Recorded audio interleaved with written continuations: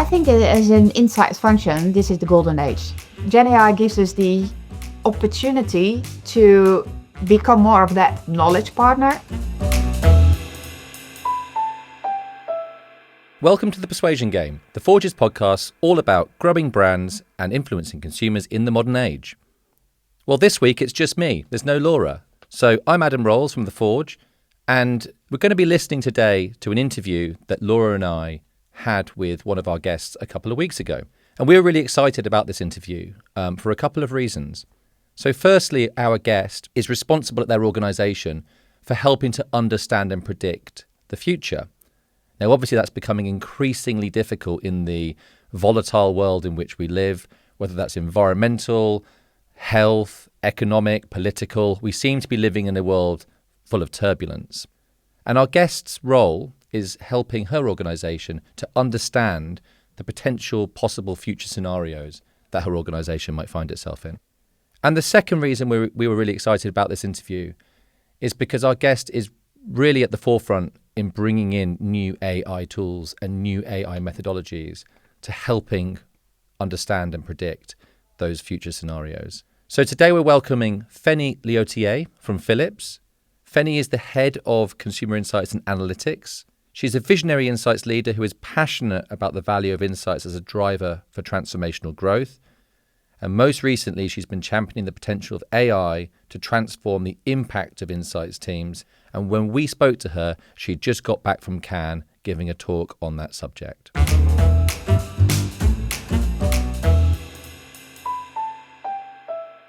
And just before we hear from our guest, a quick ask from us. We'd love it if you can tell one person about this podcast in the office or on a call today, or leave us a 5-star review and a rating wherever you listen to your podcasts. Okay, here's the interview.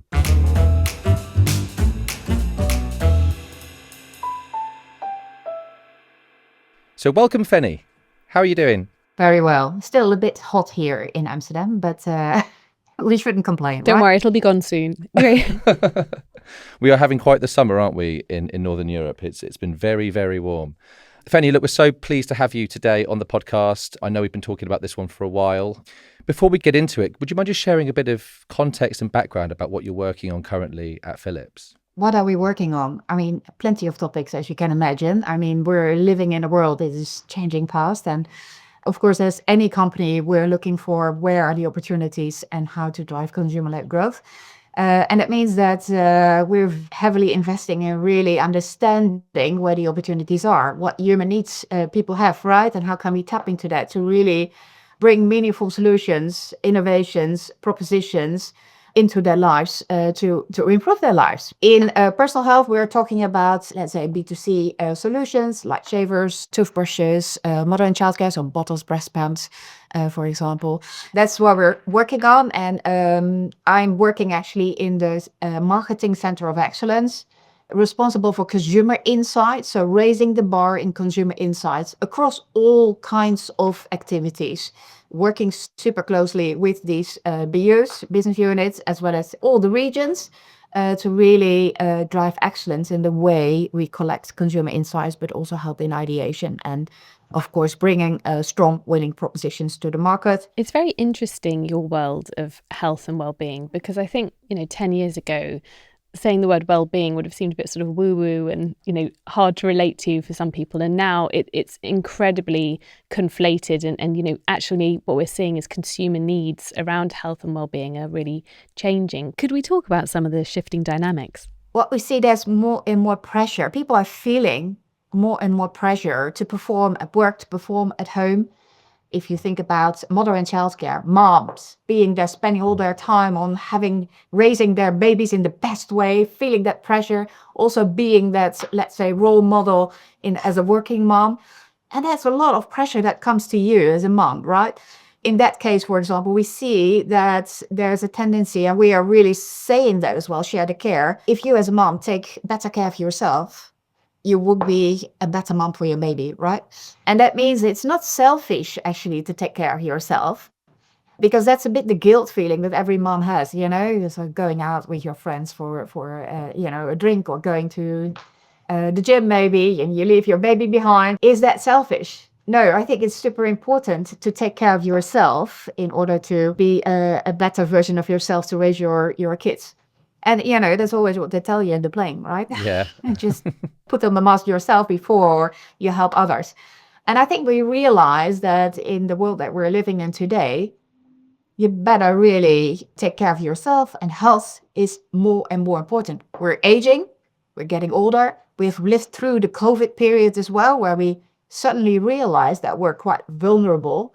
Not only physical health, but also mental health is super important in this complex world that we're living in, with lots of things going on with your phone, with your, anything, any kind of device that you have, and you feel that you need to be on your toes all the time to know what was going on. And actually, do you need that? I think what's so interesting with what you're saying there is perhaps, 10, 15 years ago, we would have gone in with a lens of saying, yes, people have high aspirations and therefore we've got this technology or we've got this added benefit from a functional point of view. And instead, you're really going in with a wider understanding of people's emotional needs and the context they're operating in, and sort of taking that empathy as a way to drive the approach you have towards innovation. Do you think that's fair? Of course, we should be doing that, and we're doing that. We're progressing on it as well. We're an innovation company, so you can imagine there are many engineers that come up with great ideas. But we also realize it's not only in the product, It is about the full solution and the experience you give to people.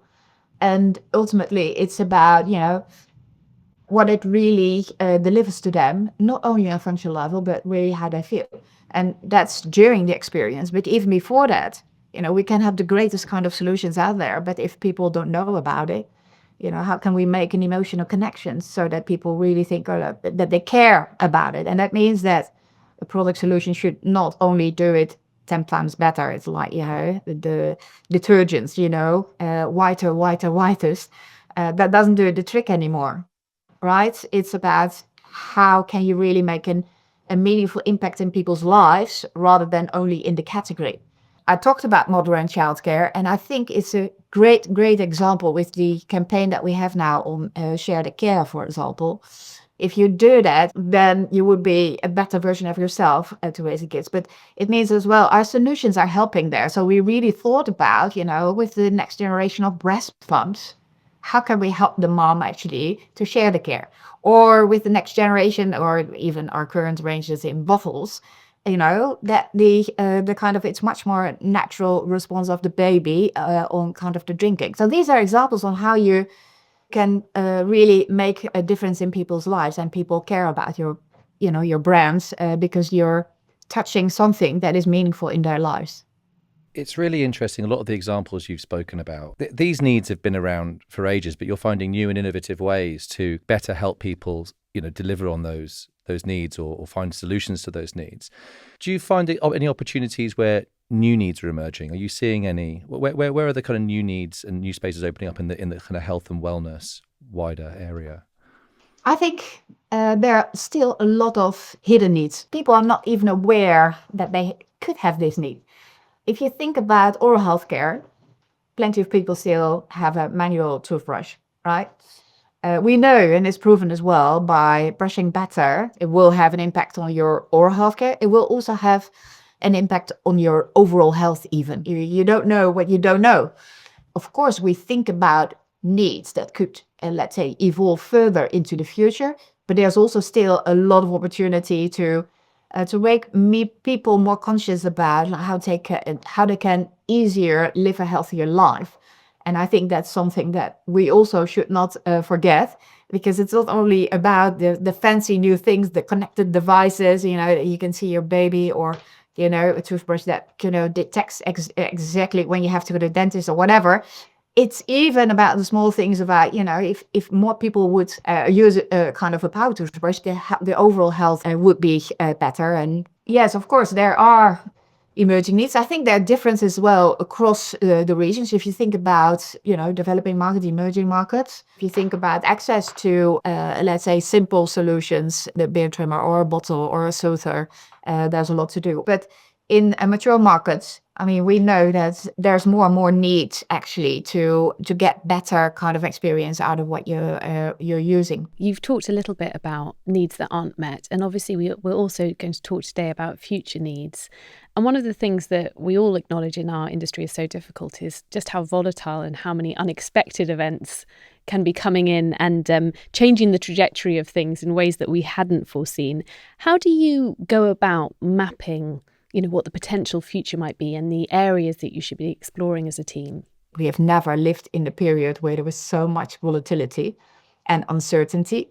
It's not about predicting the future right, because any forecast or any prediction, I think, will be wrong, right? So it's much more about understanding the drivers for future opportunities. So what are potential scenarios and what are the hypotheses that you have that make those opportunities appear, yes or no, and can you pick them up? And that's more important. I mean, aging population, for example, is one. Sustainability is one. There are big kind of macro trends out there. I think, health and well-being is one. So the focus on health and well-being. So you can imagine, what would that look like in 10 years from now, where there's more and more pressure on care systems. It will be so much more difficult. So what can we do to prevent people from getting ill? So what are the solutions out there if we talk about oral health care, or talk about grooming and beauty, or about personal health? So we are looking at what are those drivers in different regions, because care systems are different in different regions. Insurance is different, right? Also demographics are evolving differently. Polarization is different. So there's so many factors that influence that we are looking at, let's say, what are the biggest drivers actually for this, and that create those opportunities, and how can we be prepared for that, and how can we calculate back what that means for the biggest opportunities that we should tap into with the solutions and the technologies, of course, that we have. I think it's so finding those opportunities. That's also where Gen AI will help us enormously, because there's so much information out there. We are sitting also on so much information. How can you get the right insights out of it? How can you get the right foresight out of it? And how, based upon that, can we already ideate for maybe ideas that come to market in 10 years, but calculate back, what does that mean already, what we could do in the next 3 years, for example. So to really think much longer ahead, to be more prepared for the future, but also that allows you to think more out of the box. Because we always have the tendency to ideate based upon what you know now, and then it stays much more closer to home than when you think about how the world could look like in 10 years from now. And if you ideate on that, you get suddenly to completely different potential solutions based upon the opportunities that you see. Yeah, that's so interesting. It's not easy. Yeah. Yeah, and it's not easy. It's super complex and difficult because, nobody knows how the future will look like. It's very different from like the human brain and how we've been taught to process data, isn't it? Because I think what we've tended to do is think about a trajectory. So we're like, well, this is the path that we're on, so let's just assume that path is continuing. And then through all sorts of different ways, we've seen like massive breaks in those systems, and kind of, whether that's politically, socially, there's been sort of huge disruptors. So I think what you're talking about, rather than trajectories, is almost different scenarios, and, having a source outside your own bias or outside your own sort of linear way of thinking to go, what about this? What about that? These are potential plausible worlds that you could be experiencing. Yeah, exactly. And it's really going beyond, let's say, what feels comfortable as well, because it's so you cannot imagine that you live in that world. So for people to ideate, so that's why we need Gen AI to help us to think, let's say, much longer ahead. Because can we do that? Are we creative enough? Yes, we are very creative, but I think we're there also to say, is this really something that is plausible or could happen, or is this too far-fetched? So the human brain is still there to judge and to critically look at, okay, what is Gen AI giving us as solutions, and what do we think? And then we also need to, of course, forecast those scenarios to see, okay, what could it look like? How big would this opportunity be? What are the signals that we should continue to watch in order to see, is it picking up, yes or no? So is this an area to invest in or not? But it's better to be aware of those opportunities that could appear in 3 years or in 5 years or in 10 years from now, to be prepared for the future. So we've talked a lot about the potential of Gen AI and how exciting it is, but of course there is still a world which involves the human connection. Can you tell us your thoughts on how those two things interrelate?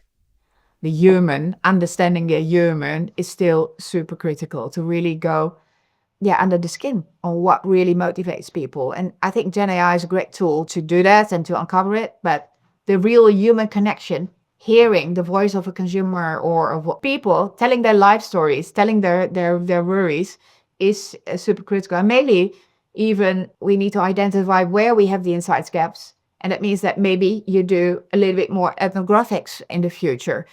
Because we lost that a little bit. So can we invest more in that to really understand that deeper human connection? But also we have a Consumer Connect program in the company where any marketeer, any insight professional can just book an interview with a consumer. You can talk about any topic that you think is relevant. Just hearing somebody talking about their lives, the context, the city they're living in, the conditions they have, the children that, need to go to school in the morning and there's a rush hour and they still need to brush up. Just hearing that voice and that, where people are worried about is so powerful. Understanding that real need of people. We shouldn't underestimate that, I think. That is still super important in parallel as well. One of the biggest challenges when doing this future of type of work, especially when it's a longer term horizon and the change is so different to what you're experiencing today, is taking people along that journey and explaining to them that this is where we're heading. Like, what, I guess, challenges or ways have you used to overcome some of these tensions that might exist where some people are in one place and you're trying to take them to another? This is not work that you do in isolation as insights. This is really cross-functional. So there needs to be leadership commitment that we should do this initiative. And then you need to have the right people from the different functions to join with strong commitments of our marketing leaders in the business units to really do this together. So it's together with R&D, with marketing, but even, the regions or design and also marketing communication. So really have a cross-functional team that works on this together and goes through the journey together, because it's about immersing yourself in those worlds and thinking together in the future and to believe in it. And of course, we do objective evaluation of the opportunities. We all have these strategic criteria to judge to what extent this is an opportunity we should go for, yes or no. You need to believe in it as well, that this could be a future opportunity that we should tap into. I think that's brilliant what you're saying there. I think a lot of organizations listening to this, or people working at other organizations, will really admire what you're saying here, because I think the reality can be different in some places. Sometimes you need to invest 3 months to get the key stakeholders, senior leaders, into it. So to get the buy-in, you better wait 3 months to have the right kind of commitment of leadership to do it, rather than starting under the radar and saying, hey, here we are, this is beautiful, right? Because then it's much more difficult to get to land it. And I think it should also be a way of working almost, that you do that on a yearly level and with different lenses. Sometimes you do it broadly to identify the opportunities really broadly. And then maybe the next year you say, okay, we know now, because it doesn't change every year, right? If you have the foundations in place, then you can also zoom into a specific area and you go deeper there, so that you don't lose the capability or the way of working on how to do it. You still have them people within the teams that know how to run it, because I think it should become a habit. I think you raise a really interesting point there, Fenny, which is AI is a shared capability that everybody comes to the table aligned behind. But you've also said there's a kind of need for continuity and building on knowledge. And I think in the past you've mentioned that's actually a real strength of insight teams, is that they tend to be a bit more of a point of continuity in teams. There's not always the churn that you might see in other functions. And so you can have that iterative knowledge building. You can be a sort of ambassador for what's worked before and how it should be evolved. It feels quite exciting for insight teams from that perspective. I think as an insights function, this is the golden age, because suddenly, we were working project by project. We're trying to get the knowledge there. And as you say, the insights people usually are longer in the roles than marketeers. They, rotate a little bit more often. And that means that, Gen AI gives us the opportunity to become more of that knowledge partner, so what people need, right? Because the needs are not changing day by day or year by year. It's the way you can solve them, and the way you connect to people, that's changing, basically, making it culturally relevant, being on top of, okay, what is driving that need. And that means that Gen AI will help us, of course, to step away from project by project. So, like, there's a brief coming, there's a new proposition developed, there's a brief, and now we need to do, brief an agency, get work done, do a deployment, and we go to the next. But now what will happen is, if you apply a Gen AI first mindset, it is about what do we know already, in terms of insights. And we will have our Gen AI tools either internally, either with a supplier, to really mine everything that we have. Get the right insights, the human insights, the functional insights. So how to start it even. And that means that you will be that partner with the marketeer to uncover those insights, rather than briefing an agency, they come back and they say, no, this is the insight. So it's really crafting it to be the critical thinker, be also much more future focused, because you can be the person to challenge it, to say, well, maybe this is good today, but did you think about these developments, and maybe it would evolve like this in the future. But also the ideation, of course, or even thinking about claims, in the developing claims for propositions, for example, or understanding the bigger context of the category that you operate in, and how competitors are evolving, semiotics, all of that. So really be that strategic kind of consumer growth partner, consumer-led growth almost, to ideate together, to be that partner in crime, to really solve the puzzle or the mystery even, right? Because sometimes you don't know it. And that was nice. I heard Tony Costello of Heineken saying that 2 weeks ago. Are we there to solve puzzles, or are we there to solve mysteries?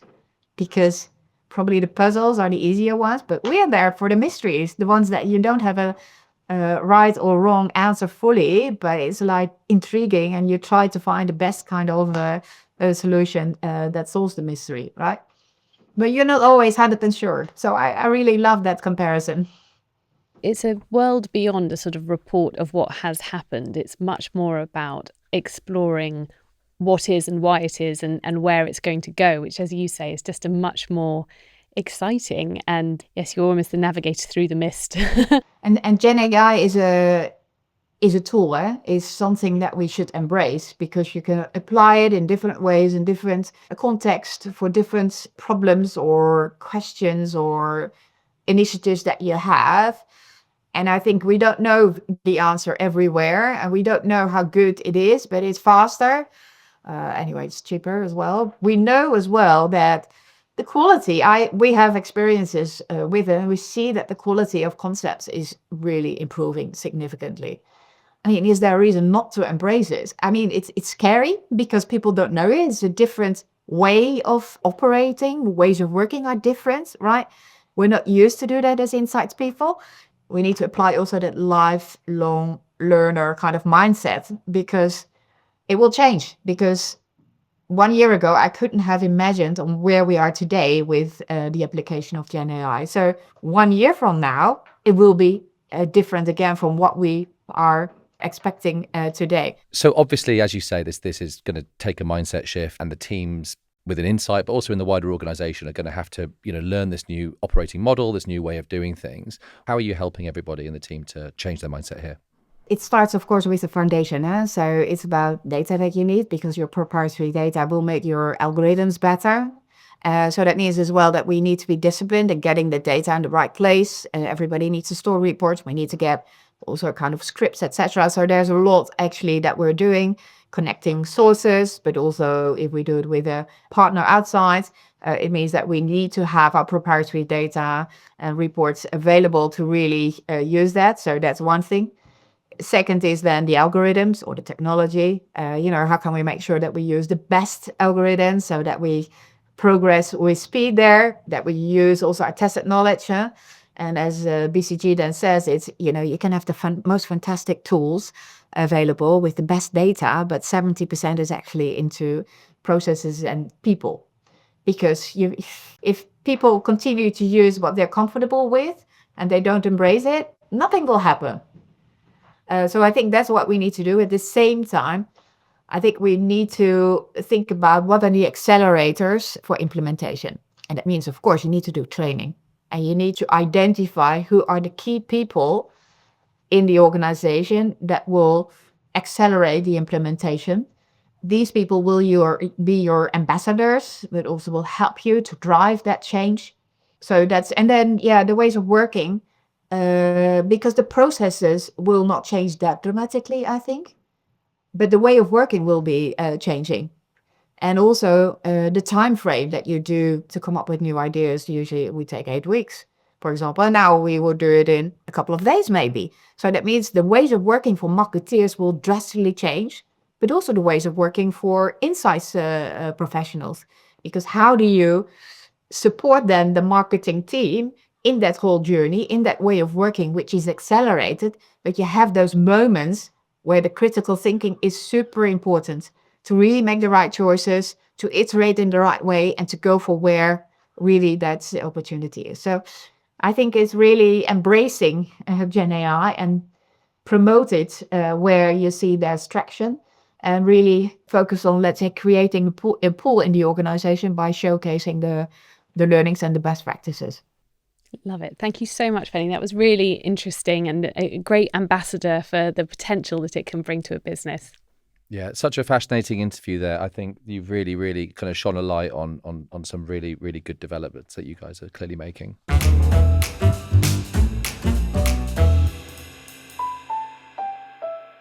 So it's normally at this point I ask Laura what she thought of the interview, but without Laura here, you're just going to be hearing from me for the next minute or so. I really enjoyed that interview. I'm really interested in the subject. I think we are seeing, probably one of the biggest changes to our industry that we've ever seen before. It's, in some ways, it's really scary. Are our jobs going to exist in 5 years? Is probably something that everyone's asking.